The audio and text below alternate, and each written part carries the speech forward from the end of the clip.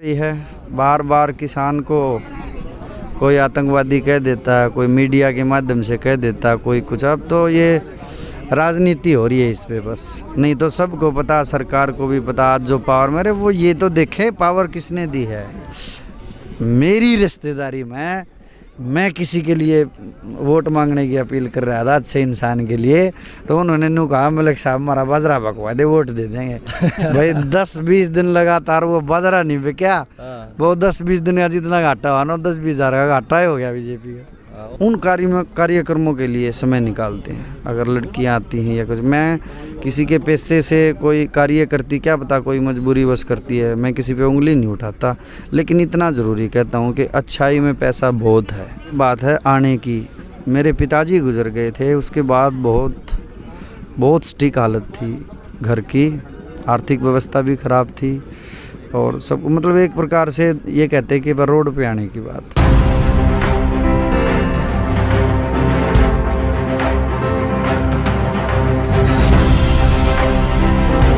News देसी देखने वाले सारे दर्शकों भाई मनिक जागलान की राम राम। और आज मेरे साथ भाई किसी परिचय के मोहताज नहीं है, भाई अमित मलिक, बहुत ही प्रसिद्ध रागनी कलाकार मेरे साथ हैं। भाई राम राम। राम राम भाई साहब, आपकी सारी टीम को राम राम, और न्यूज़ देसी देखने वाले चैनल के जो भी दर्शक हैं और मेरे प्रशंसक हैं, सभी से प्रार्थना है कि इस चैनल को सब्सक्राइब करें, शेयर करें, सब्सक्राइब करें।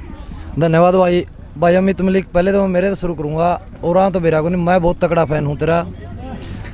ये मेरे लिए गौरव की बात है भाई साहब, मेरे लिए प्लीजर है, क्योंकि इसके पीछे एक कारण है भाई जी। मैंने आज तक आपकी जितनी रागनी सुनी, बड़ी सभ्य तरीके से आप रागनी मतलब सुनाते हो और बहुत बारीकी से ज्ञान बांटने का काम करते हो। तो भाई मैं आपसे पूछना चाहूँगा, यूँ मतलब चस्का करते लग गए हो भाई साहब? देखिए, आप ऐसे जब उत्साहवर्धन करते हैं तो हमारे अंदर और ललक पैदा होती है। और रही बात चस्का लगने की, तो भाई ये ऐसी चीज़ होती है, जन्मजात ही मेरा खुद का मानना है कि गॉड गिफ्टेड चीज़ है। जिसको ललक लगती है, तो मुझे तो ये भाई बचपन से ही लगी थी।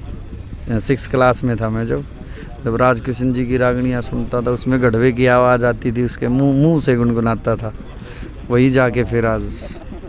भाई जिस तरह आपने बताया 6ठी क्लास में थे, उस टाइम पर आपका ये चस्का लग गया था, तो ईसा सूत भी बैठा नू घर के नाट दो और आप नू लुक माँ कर क्या था यार, पाछे तो कोई लो दो प्रोग्राम होया उसमें आप गए हो?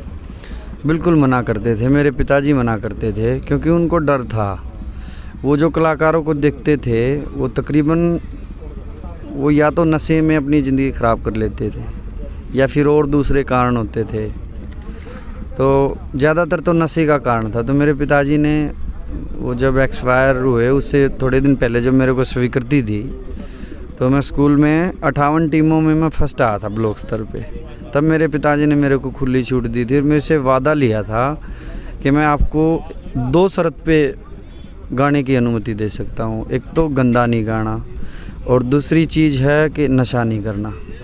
तो भाई शुरू में 1-2 बात अगर कहीं पे निकली हो तो मैं उसके लिए क्षमा चाहता हूँ, नहीं तो परमात्मा की दया से जो दूसरा वादा मेरे पिताजी ने लिया था नशे का, वो आज तक दरोकार कायम है परमात्मा की दया से, और आगे भी ऐसे ही रहेगा, सतगुरु की दया बनी रहे। तो भाई जिस तरह में आपने कहा भाई 2 चीज़ सबसे बड़ी है आज के दिन, एक तो गंदा गाना और नशा। बिल्कुल। आज के हमारे युवा साथियों की अगर हम इस कलाकार वाले सिस्टम से बाहर आके बात करें, सामाजिक रूप में अगर बात करें, तो नशा अपने युवाओं के अंदर काफ़ी मात्रा में फैल रहा है।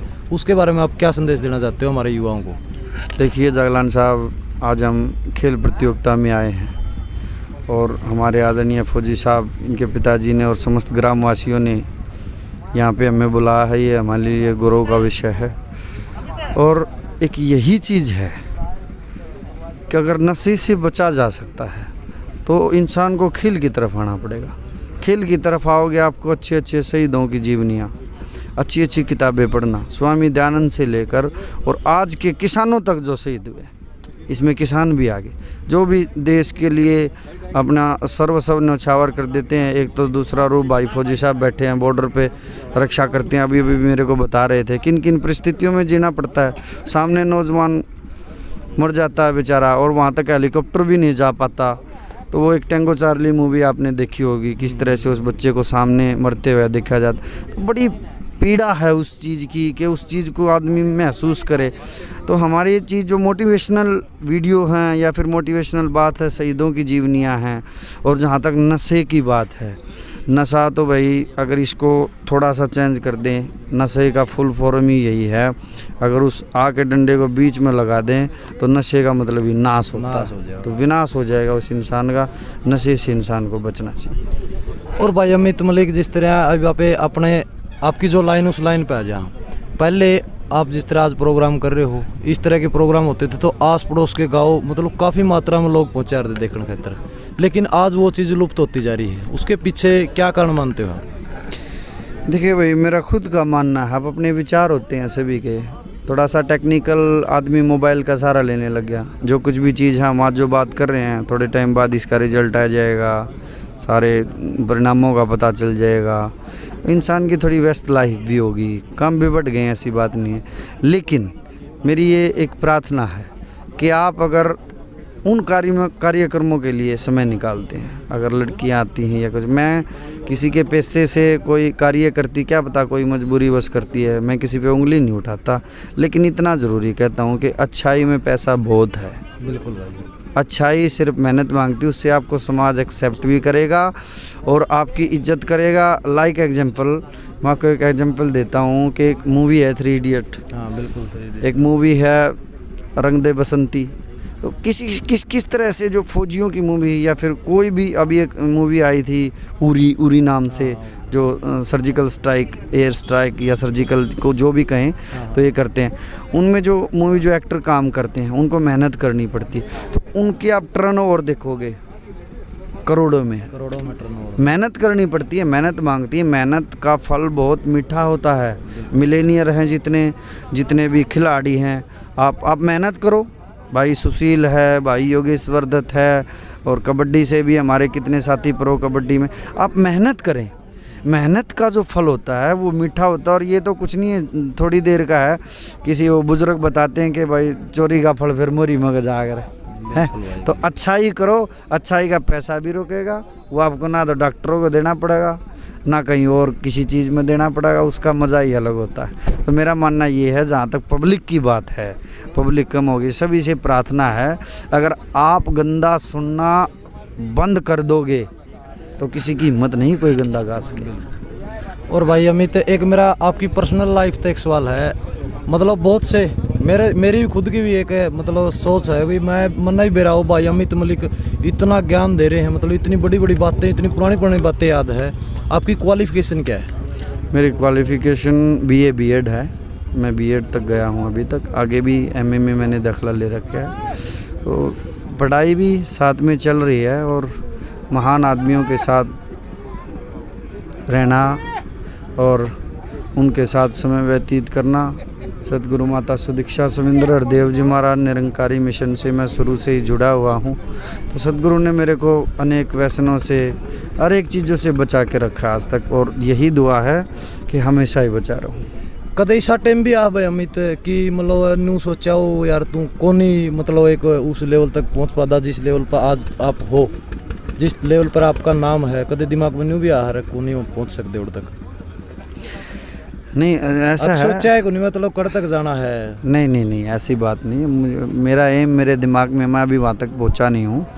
लेकिन जहाँ तक ये बात है आने की, मेरे पिताजी गुजर गए थे, उसके बाद बहुत स्टिक हालत थी घर की, आर्थिक व्यवस्था भी ख़राब थी और सब, मतलब एक प्रकार से ये कहते कि वह रोड पे आने की बात। तो उसके बाद थोड़ा बहुत महसूस हुआ, लेकिन उसके बाद फिर वही बात, वो किसान वाली वे भाई इतनी हिम्मत फिर ज़मींदार में है कि वो जब ये देखा कि भाई 1 साल हमारा और धान थे, उस टाइम एक बीमारी चली थी सर्रा नाम की, कुछ इस तरह की बीमारी थी शायद वो, तो उसमें धान जो थे बीच में काले से पड़ के और ख़त्म हो गए थे बिल्कुल। मेरे पिताजी जिया करते जब, तो वहाँ से मुझे बड़ा मोटिवेशनल महसूस हुआ। हमारे बस 1.5 बोरी धान चावल निकले थे। अच्छा। तो मेरे पिताजी, हालत मुझे पता था परिवार की, मैं उस टाइम शायद 10th क्लास में था, हालत मेरे को पता था परिवार की क्या चल रही है। तो उसमें जब डेड बोरी हुआ तो मैं मेरे पिताजी की तरफ एक रोनी नज़र से देखने लगा, तो मेरे पिताजी ने मेरे पास आके सबसे पहले ये कही कि साइड में देखो, सब के ही ऐसे हैं, ठीक है, तो इसी ने देना है, ये मेरे को सब कुछ इसी ने देना। बस सबसे बड़ी सक्सेस का सबसे बड़ा मंत्र मेहनत है मेरी नज़र में, मेहनत से बड़ा कोई मंत्र नहीं। और अगर तरीके से आप जाते हो तो उसका आपको खामियाजा भुगतना पड़ता है। भाई आपने याद दिलाया, किसान परिवार से आप हो, सबसे बड़ा मुद्दा आज करीबन किसानों को आंदोलन में बैठे होगे, लेकिन आज भी सरकार की तरफ से उनकी कोई सुनवाई नहीं। उसके बारे में आपका विचार, आपका पक्ष जानना चाहता हूँ। पक्ष तो सार्वभौमिक है भाई, दुनिया कह रही है, बार बार किसान को कोई आतंकवादी कह देता है, कोई मीडिया के माध्यम से कह देता है, कोई कुछ। अब तो ये राजनीति हो रही है इस पे बस, नहीं तो सबको पता, सरकार को भी पता, आज जो पावर में वो ये तो देखें पावर किसने दी है। मैं भी किसी पार्टी से संबंधित हूँ, मैं 1 मिनट में रिजाइन दे देता हूँ, और मैं ज़्यादा बात खोलना नहीं चाहता, वो पता भी है मैंने क्या रिजाइन कर रखा है। तो रही बात पक्ष की, तो इसमें कोई दूसरा पक्ष तो है ही नहीं, ये तो एक सारा यूनिवर्सल ट्रूथ होता है कि कोई आंदोलन कर रहा है तो उसको दबाया जा रहा है, जब बार बार उस पर आरोप लग रहे हैं, ये है वो है, तो जिन आदमियों ने बनाया है ये सरकार भी उसी दिशा में जा रही, मेरा खुद का विचार है। आने वाले समय में रियल में इनको खामियाजा भुगतना पड़ेगा। और इसका जीता जागता उदाहरण बड़ौदा विधानसभा में आपने देखा, बिल्कुल 10,000 कितनी वोटों से, और नहीं तो मैं बिल्कुल गौरव से कहता हूँ, हमारे देश का गौरव रहा है भाई योगेश्वर पहलवान, बहुत अच्छा इंसान है, मैं उसके नज़दीक रहा हूँ, बिल्कुल इतना अच्छा इंसान शायद ही कहीं पे हो, बहुत बहुत बहुत बेहतर इंसान है। और 1% भी अब अपनी सोच होती कोई जाति का, कोई किसी तरह का, मैंने अभिमान उस इंसान के नहीं देखा, लेकिन उसका खामियाजा शर्फ और शर्फ है। अगर बीजेपी अपने अंदर देखे तो यही है, किसान आंदोलन धीरे धीरे बढ़ रहा था, मेरी रिश्तेदारी में मैं किसी के लिए वोट मांगने की अपील कर रहा था अच्छे इंसान के लिए, तो उन्होंने नू कहा मलिक साहब हमारा बाजरा पकवा दे, वोट दे देंगे। भाई 10-20 दिन लगातार वो बाजरा नहीं बिका, वो 10-20 दिन का जितना घाटा हुआ ना, 10-20 हज़ार का घाटा ही हो गया बीजेपी का, उतना ही घाटा उनने, सच्चाई है। देखिए भाई, मेरे साथ थे भाई अमित मलिक, इन्होंने बिल्कुल खुले शब्दों में सारी बात बताई। भाई कोई लास्ट संदेश अपने चैनल के माध्यम से आप देना चाहते हो?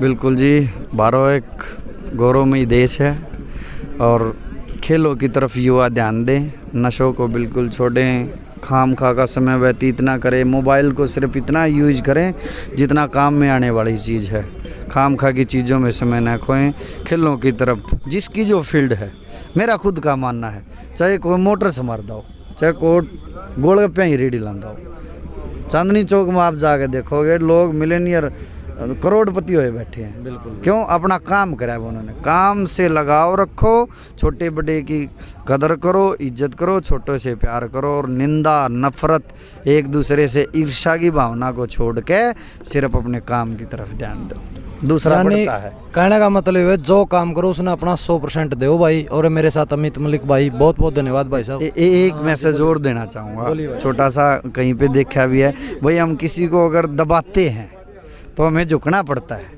ठीक है, झुकना पड़ता है उसको भी दबाने के लिए कंधा, और अगर हम उसको उठाते चले जाएं तो वो भी उठ जाए और अपना आपा भी उठ जाए, वो पूरी ज़िंदगी एहसान मान लेगा। किसी को कोई मजबूरी वश आता है, उसकी मजबूरी का फ़ायदा ना उठाएं, उसको साथ दें। बहुत बहुत धन्यवाद भाई अमित। थैंक यू भाई साहब।